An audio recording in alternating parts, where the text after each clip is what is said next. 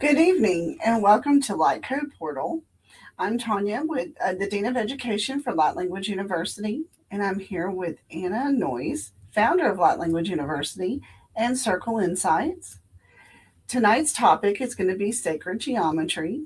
Um, Sacred geometry is all around us, and we see it in everything.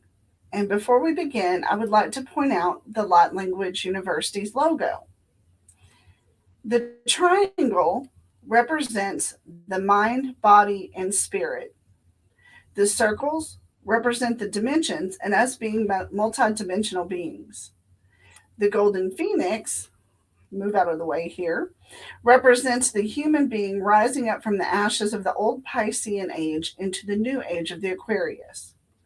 And the small triangle represents the shift that is happening on the planet where we are all ascending into the consciousness of the heart chakra of love of the Aquarian age and out of the solar plexus that rules the Piscean age. All right, with starting out, Anna, how are you tonight? I am good. And I'm so glad you started off with explaining the logo for Light Language University because I have to explain, of course, the logo because you see over here on the wrong side, Right. that I also have sacred geometry behind me. And you're right, it's everywhere. And what I have represented is the seed of life. And the seed of life is because we are seed planters and we're planting seeds. And then the Merkaba is inside the center, and the Merkaba is the chariot of the soul. So we're planting seeds for the chariot, for the soul to go global and to help people so that they can step into their power and understand everything like the spirit anatomy and how they connect. So I'm really excited to start with that. Thank you. Great. Absolutely. All right, first let's start with the basics.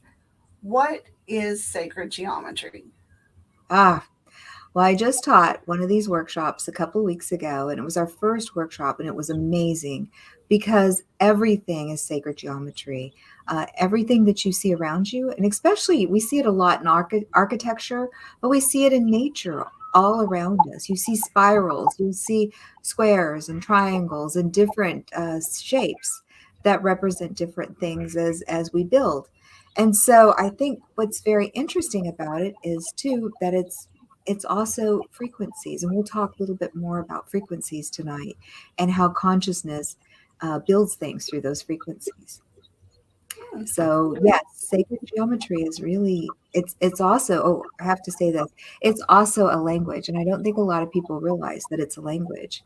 If I'm working in the Akashic Records, sometimes people will come and I will see these images of these beautiful shapes and these beings, and they're not like what we're used to, but they're geometrical designs or geometrical, I guess, shapes. So shapes. patterns, shapes and patterns. That's the word I'm looking for. And so my Siamese has decided to join us. Excellent. Okay, so I've heard the terms that there are both male and female shapes in sacred geometry. What does that mean? Well, it's very easy actually to define. If you think of, and I always like, if you think of female, we kind of have curves.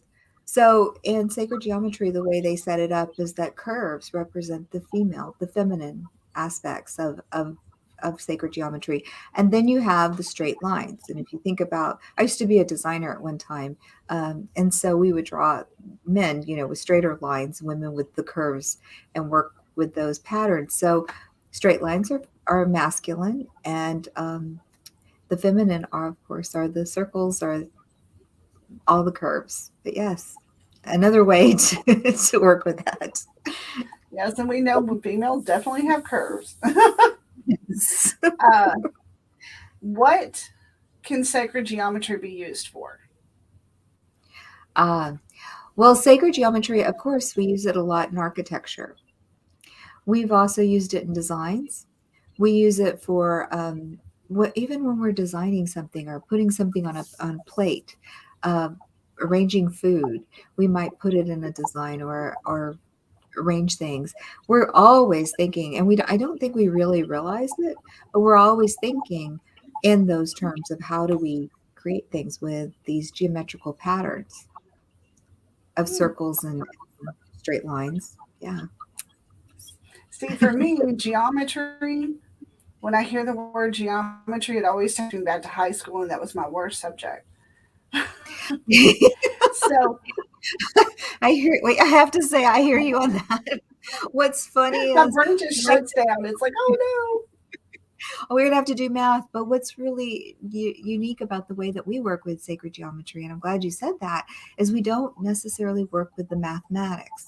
We work with certain forms, like Metatron's cube, or the flower of life, or the seed of life that we talked about, or the dodecahedron. We're using different shapes that come in that we work with energetically to create things and to form formulas to help people. So yeah, it's a little different than having to figure no. out the exact measurements. So, what would you say is the most sacred geometrical shape? Ah, well, that would be the Star of David as we know it, or the Merkaba that we know it. And so it's considered, again, it's considered the chariot of the soul. And it's famous. The other one is the dodecahedron, which is the one out of the five platonic solids that I'll talk about later. But the dodecahedron was so sacred that if you even uttered the name, they would kill you. So nobody wanted Oh, to utter the wow. name. It's pretty, yeah. Anyway, but not pretty actually, but the dodecahedron is actually the furthest. So we know we talk about light language, and if we think about our aura, and 30% of us are in the physical body, and the other 70% is outside of the body. Well, the dodecahedron actually resides at the very tip. If you can see my fingers, if I were to stretch up my hand, the very end, and it's the most ethereal part of the human spirit or the human soul. So it was considered very sacred. All right.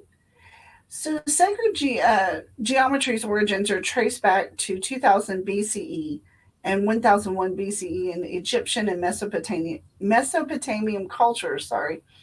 Many teachings have described sacred geometry as the blueprint of creation and the genesis, the origin of all forms. What is the spiritual meaning of sacred geometry? So you have to think basic. So if we were to take a speaker and we put a pie plate on top of it, put some grains of sand, and we turn the speaker up, different frequencies create different shapes of sacred geometry in the form of circles and straight lines. And what's exciting is what we've discovered is that those straight lines and the way that they're created. So let's talk about the dodecahedron, the way it's put together. And the way the lines are create a certain frequencies. Or if you were to take the tetrahedron, then that creates another frequency. And these create sounds, which is vibration. And I think that in its essence, that when you put these shapes together, whether they're very tiny or they're huge, what we're realizing that if we step into consciousness, so we have those four levels of consciousness, which we're always connected to, and we always talk about the person, it's the individual, which knowing about the self, it's the group consciousness, which is the people around us and the people that we are connected to. It's the collective consciousness, which is every human being on the planet and their consciousness. And of course, God, creator, is one that holds it together. So all four layers of consciousness, actually thought has frequency. And when thought has frequency, that creates vibration or movement. And when vibration or movement is created, it creates, just like the pie plate sitting on that speaker, creates sacred geometrical patterns, which is how, if you think about it, consciousness, thought, movement, and sound are the arrangements of the building blocks of the atoms. So we go back to that part where the collective mind is what thinks and creates things in the physical form, because we all agree that this is a bottle of water. And if this is a bottle of water, and we all agree, but if we changed our mind and it was a bird, it'd fly off. because the thought creates that vibration, like the pi plate, which creates the movement of the atoms that creates the physical existence. I just think it's so exciting. Well, it's very interesting that you said that because I remember not so long ago I actually saw a video. It was I think on YouTube that a man was doing that very thing. He had a big metal plate that he had sand on, and then he would play. It was like a Tibetan bowl, but larger, much larger, and flat. And he would take and play the sides and do different vibrational frequencies along the sides of it, and based Yes. on that, the sand would move and change into different shapes and so forth. And it just makes you think about that. If the frequency is doing that to the sand particles, then what are sound frequencies doing to us on a cellular level? Beautiful, yes. And if you know the frequencies, if you go back to Qigong, so I studied medical Qigong for a little bit. And if you study the Qigong, each of the organs, each of everything has sound and vibration. So if you know which of those frequencies create what sacred geometrical patterns, you can actually use those, which is the same thing of sound, and because it rearranges the structures of the Right. atomic structures of the body and changes for healthy reasons. Or it could go the opposite. So sometimes you listen to something and it doesn't resonate, you don't feel good. And that's because it doesn't, resonate with you. But other times you can go in and it can shift. So sound is very important. I agree. All right. It is said in some cultures that the complete flower of life is made up of 61 circles. But the golden beings have explained something different in their explanation of the flower of life. How many circles does the flower of life have? Well, in Light Language 101, what we do is we take the flower of life. And the 61 circles, if you take, there's two circles that go around. And I make, I want to call it the Velapalooza, but I always mispronounce it. So I hate to say that. But anyway, if you take those off and you continue to draw circles, you can go forever on those circles. And each one of those circles, because it's circle upon circle, it starts with a dot and then it draws a circle. And then from there, you draw another circle. And then you just continue drawing circles. And eventually, you come with this beautiful flower of life. And each one of the spaces in between, I had Spirit one time come out and explain to me. I was doing a meditation, and actually everybody was meditating, and they had the flower of life up on the screen. And as I'm looking at the flower of life, I realized that it was moving toward me, almost like coming out energetically toward me. And then I heard the golden beings describe, and they said, Anna, they said, pay attention to those spaces because each one of those spaces represents a dimension. And each one of those dimensions are unlimited. And each human being that comes into the earth plane is born into the earth plane. Our fingerprints are so different of our energy signatures.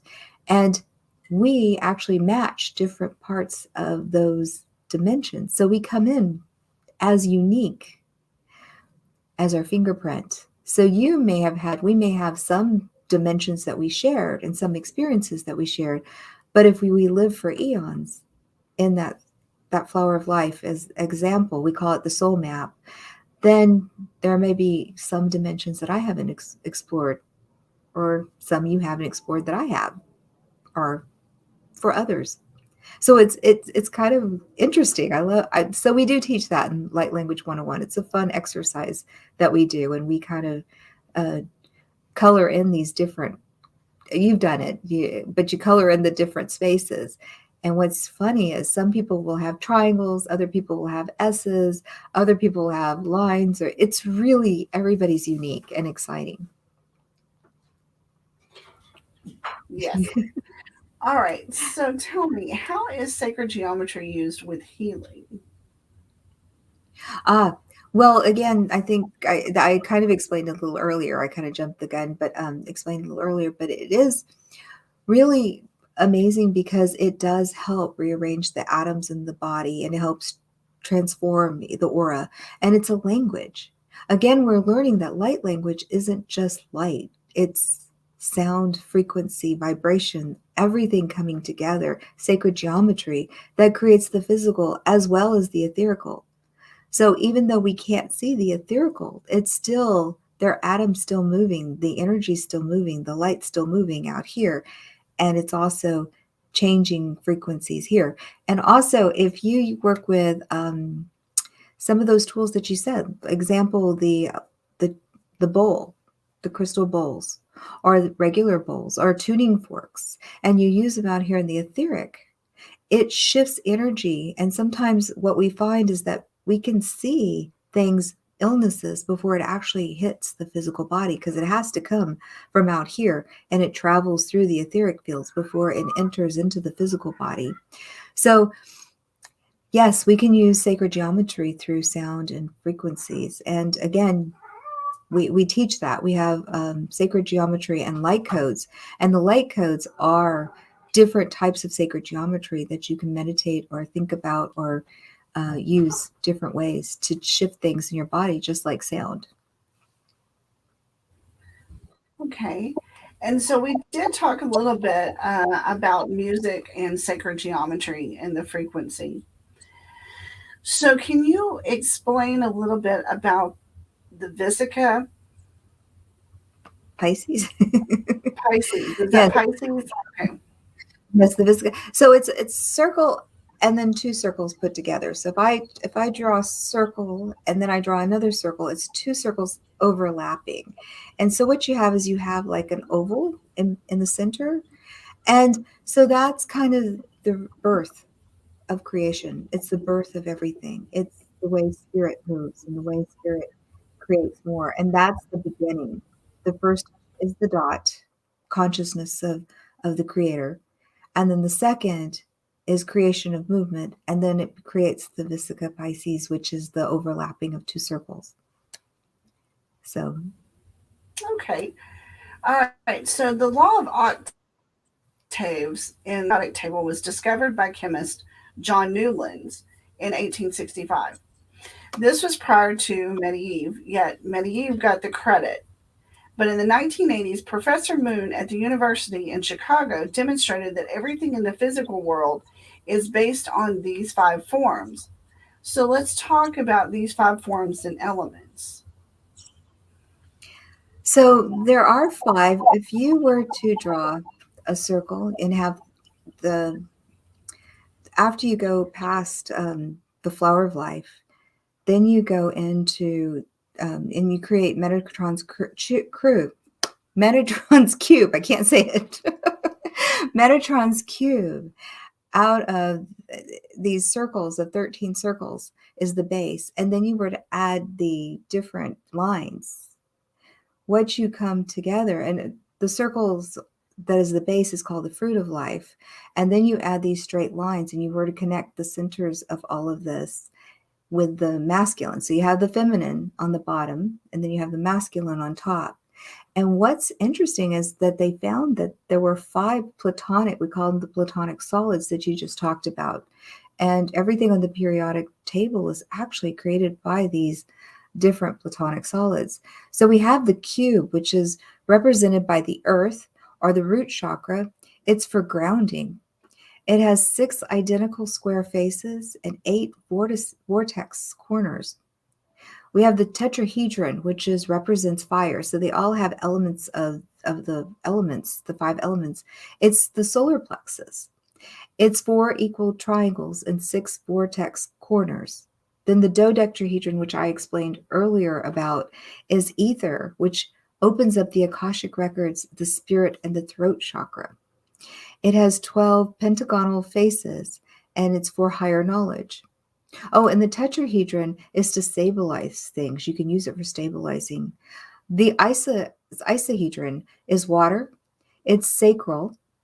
It's for emotional, and it has 20 triangular faces, 12 vortices, and it unblocks creativity and balances emotions. And then you have the octahedron, which is air, and that's the heart. And it's about intelligent. It helps us forgive and helps us with communication. It has 8 faces, 12 edges, and 6 vortices. But I just want to mention something else. When you go around to the sacred sites on the earth, a lot of the people who, the masters who built the sacred sites, the pyramids, and some of the temples, the Greek and the temples that are around all over the world, they understood that these beautiful shapes created certain frequencies when put together by the curves and the straight lines. And they understood that the vibrational frequencies, when the person walked into a building, those frequencies made vibrations that shifted the physiology of the human being. So if it was a place of worship and they created it with certain sacred geometry forms and patterns, you would go in and it would help you raise your frequencies or step into so that you can step into power or step into a place where you could go in and do your worshiping. Or if it was a place for communication or connecting or releasing, I mean, all of these things were created for, so they understood the ancients, and they did that, like you said, for thousands of years. They've known about it. So sacred geometry has been around for such a long time, not only in our buildings, but again, it's in the universe. The spiral we use a lot. We use that a lot in a lot of our workshops and classes, but it's also represented. You see it in the stars. You see it up, as planets and how everything circles around. It's the golden mean. We understand how to calm energies down or how to raise frequencies up by using the spiral. Or so, and you see it in shells, and you see it in different things. It's just a beautiful language. But again, it is a language, and it's a wonderful thing. And light codes, when we're working with the geometrical designs, we're encoding the frequencies just like the buildings do in the light codes of the etheric temple of us, which helps to shift and create things in the physical temple of the physical body of us. So it's a beautiful process and language of understanding. Anyway, thank you for letting me share. Oh, thank you so much. This is a very interesting subject, and I'm glad that we could bring this to the public tonight and educate them a little bit about the subject. Thank you so much. All right, I do want to mention a few things. We do have a spirit rescue workshop coming up this weekend, November the 6th through the 7th. The following weekend, we have our herbal essence workshop on November the 13th and 14th. Then on the 20th and 21st, we have a Light Language 101. So for all those lovely people who want to take the upper level courses but haven't signed up, please sign up for 101. We have a new to this class that is coming up on November the 10th at 7 o'clock. And then our next Light Code portal will be on November the 24th, and we will be talking about herbal essences. So again, I want to thank you so much for joining us, and please join us again on 11/24 for when we discuss herbal essence. Thank you so much, and good night. Good night.